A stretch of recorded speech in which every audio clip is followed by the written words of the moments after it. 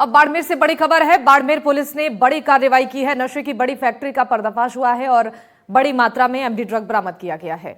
MD drug बनाने की एक प्रयोगशाला जिसे पुलिस ने यहां पर छापेमारी की है। सदर थाना क्षेत्र के केरली में इस कार्रवाई को अंजाम दिया गया है। पुलिस ने मशीन और केमिकल को जब्त कर लिया है। ढाड़ी की छत पर ये ड्रग सुखाई जा रही थी। मुंबई में लकड़ी का काम करता है ये मुख्य आरोपी और इस पूरे मामले को लेकर जांच पड़ताल अभी भी जारी है। बाड़मेर से खबर है जहां एमडी ड्रग बनाने की प्रयोगशाला पकड़ी गई है। सदर थाना क्षेत्र के केरली में यह कार्रवाई की गई है जहां एमडी ड्रग बनाने की प्रयोगशाला पकड़ी गई है और बड़ी मात्रा में यहां से एमडी ड्रग बरामद किया गया है।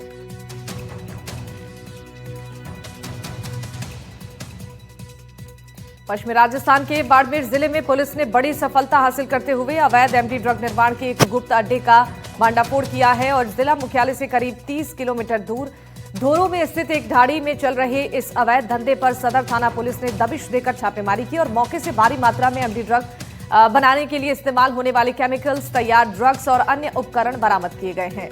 सदर थाना क्षेत्र के केरली गांव की एक ढाड़ी में पिछले कई दिनों से अलग अलग केमिकल्स लगाकर एमडी ड्रग का निर्माण किया जा रहा था। पुलिस की टीमों ने छापा मारा तो वहां का नजारा देखकर पुलिस अधिकारी हैरान हो गए।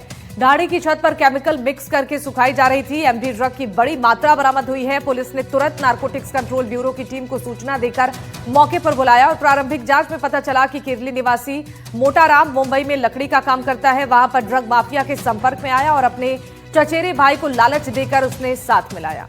भूपेश इस खबर पर ज्यादा जानकारी देने के लिए जुड़ चुके हैं। भूपेश, एमडी ड्रग बनाने की जो प्रयोगशाला है इस पर बड़ी कार्रवाई पुलिस की टीम ने की है। कैसे इस मामले की जानकारी मिली, कैसे खुलासा हुआ और अब तक क्या कार्रवाई हुई है, विस्तार से पूरी जानकारी दीजिएगा। इस पूरे मामले को लेकर जो जानकारी निकल के सामने आई वो यही आई है। एक रहवासी मकान में इस तरीके की फैक्ट्री लगाई गई थी। इसमें भी फिर वही महाराष्ट्र के लोगों के द्वारा इसमें लगा, जो महाराष्ट्र के कुछ लोग थे उनके द्वारा ये काम किया जा रहा था और एक बाड़मेर का रहने वाला व्यक्ति था जो महाराष्ट्र के इन लोगों के संपर्क में आया और उसके बाद ये यहाँ पे इन लोगों ने इसको अलग मॉड्यूल पे काम किया। एक रहवासी घर में जहाँ सभी लोग, महिलाएं, बच्चे सभी साथ रहते थे, उसी घर में इसने फैक्ट्री लगाई और साथ ही साथ इसने इस पूरे खेल को खेलने के लिए एक लकड़ी के कारखाने को आगे एक शेल्टर दिया ताकि इस तरीके का जहाँ अगर ये लोग अंदर काम करें तो किसी भी तरीके की कोई आवाज, बाकी सारी चीजें आए तो उन सब चीजों को लेके किसी को इस बात की भनक नहीं लगे। लेकिन इनका भांडाफोड़ तब होता है जब इस पूरे एमडी ड्रग्स को बनाने के लिए इनके द्वारा जब रात के समय छत पे इसको सुखाया जाता था, जैसे इसको सुखाने के लिए रखा जाता था तो सनलाइट में इसकी जो स्मेल थी वो पूरे एरिया में स्प्रेड होने लगी और लोगों को अजीब सा लगा। जब घर के लोगों ने, आसपास के लोगों ने इससे पूछा कि किस तरीके की स्मेल आ रही है, ऐसा क्यों आ रहा है, तो उन लोगों ने बताया कि हम लोग कोई देसी दवाई बना रहे हैं जो सर्दियों के समय में काम में आती है और इस तरीके से उन लोगों ने गुमराह किया। लेकिन ये जो स्मेल थी लगातार आती रही, सारी चीजें होती थी, तो इस बात पे गांव वालों और आसपास के लोगों को संशय हुआ। इसी के चलते एक मुखबिर के द्वारा या किसी पुलिस को इस बात की सूचना मिली। पुलिस ने जब इस बात को दबिश दी गई तो पुलिस को पता लगा। हालांकि इन लोगों ने बहुत ही स्मार्टली काम किया। स्मार्टली इस तरीके से किया था कि जो फैक्ट्री का मॉड्यूल था और जो इक्विपमेंट थे वो जैसे ही सामान बना लेते थे उसको एक बार बनाने के बाद सबको अलग अलग जगह पे रख दिया जाता था ताकि कभी ऐसा पुलिस के द्वारा रेड ऐसी कुछ हो तो उसको वहां पे ऐसी सामान नहीं मिले, उसको स्टेब्लिश नहीं किया जा सके कि फैक्ट्री के मॉड्यूल में काम करते थे, क्योंकि जैसे ही वो पार्ट होते थे उन सभी पार्टों को अलग अलग करके रख दिया जाता था ताकि जब पुलिस की रेड पड़े या किसी तरीके का और कुछ हो तो उसको पकड़ा ना जा सके और बाकी सारी चीजें नहीं की जा सके। अब इस पूरे मॉड्यूल में बात जो है, क्योंकि इससे पहले जो फैक्ट्री पकड़ी गई थी वो भी महाराष्ट्र से ही पकड़ी गई थी, उसमें भी महाराष्ट्र के लोग इन्वॉल्व थे और उन्हीं के द्वारा ये सारी चीजें संचालित की जा रही थी। क्योंकि ये जो फॉर्मूला ये सब कुछ कहा जाए, क्योंकि महाराष्ट्र में इसका चलन ज्यादा है या फिर इस तरीके का वहाँ ज्यादा लोग हैं, तो उसी के चलते ये लोग यहाँ आते हैं। अब पुलिस को इस पूरे मामले में का जो नेक्सस है, किसकी डिमांड थी, किसका सप्लायर था, कहाँ जाना था, क्या रैकेट है, किस तरीके से ड्रग्स का पूरा ये नेक्सस चल रहा था, इन तमाम बातों को लेके बाड़मेर एसपी आज इस पूरे मामले का खुलासा करेंगे। फिलहाल पुलिस ने एक आरोपी को, जो सूत्रों का कहना है, एक आरोपी को पूछताछ के हिसाब से दस्तयाब किया है और कितने आरोपी पकड़े गए, इन तमाम बातों का खुलासा दोपहर बाद एसपी प्रेस कॉन्फ्रेंस के जरिए करेंगे। ठीक है भूपेश, बहुत शुक्रिया जानकारी देने के लिए।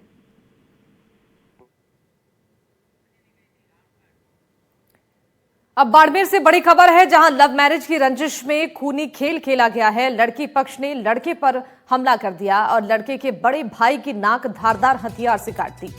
लड़के पक्ष ने भी जवाबी हमला किया और लड़की के चाचा का पैर बुरी तरह से तोड़ दिया।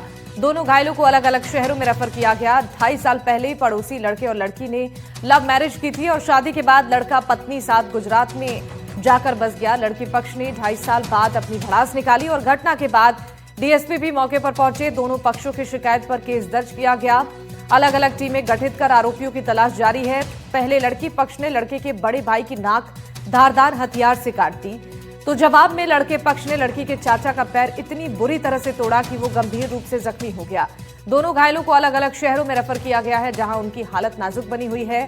पुरानी रंजिश का भयावह अंत घटना की जड़ 2.5 साल पुरानी है। गांव के ही श्रवण सिंह ने पड़ोस में रहने वाले लड़की से लव मैरिज की थी और इसी शादी ने परिवार वालों को नाराज कर दिया। तब से ही दोनों पक्षों में कड़वाहट बनी हुई थी। श्रवण सिंह अपनी पत्नी और परिवार के साथ गुजरात में बस गया है, लेकिन गांव में रंजिश सुलगती रही। लड़की पक्ष बदले की फिराक में था। हमला उस वक्त किया गया जब उक सिंह खेतों से लौट रहे थे और तभी लड़की के चाचा धर्म सिंह और उसके साथियों ने फसलों के बीच घात लगाकर उन पर हमला बोल दिया। धारदार हथियार से सीधा वार कर उक सिंह की नाक काट दी गई।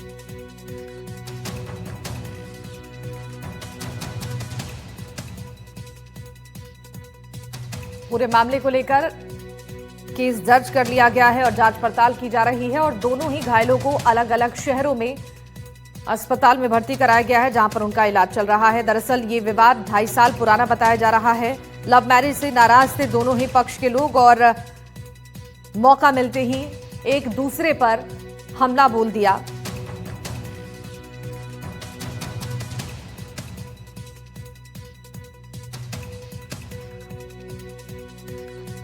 शादी के बाद से ही लड़का अपनी पत्नी के साथ गुजरात रहता था, लेकिन पुरानी रंजिश की वजह से परिवार वाले आमने सामने भिड़ गए। पढ़ते आगे सवाई माधोपुर से बड़ी खबर। बाघों के मूवमेंट को लेकर वन विभाग पूरी तरह से अलर्ट मोड पर है। रणथंभौर दुर्ग के मुख्य प्रवेश द्वार पर बाघिन देखी गई।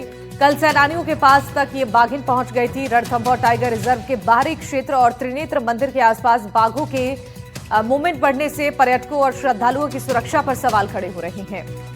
इन दिनों लगातार बाघों का मूवमेंट देखा जा रहा है। कल ऐसी घटना सामने आई जब शावकों के साथ एक बाघिन पर्यटकों के पास जाकर पहुंची और बाघिन के मूवमेंट की सूचना मिलते ही हड़कंप मच गया।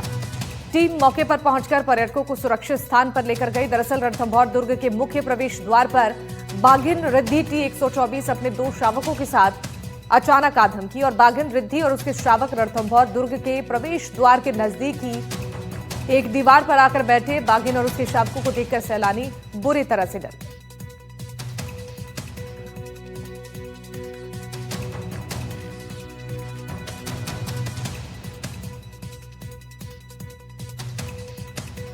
और बजरंग इस खबर पर ज्यादा जानकारी देने के लिए जुड़ चुके हैं फोन लाइन पर। बजरंग, बताइए, सैलानियों तक बाघों का मूवमेंट पहुंच रहा है, क्या व्यवस्था यहां पर सुरक्षा व्यवस्था को लेकर वन विभाग की टीमों ने किया है? लोगों के लिए क्या अलर्ट जारी किया गया है?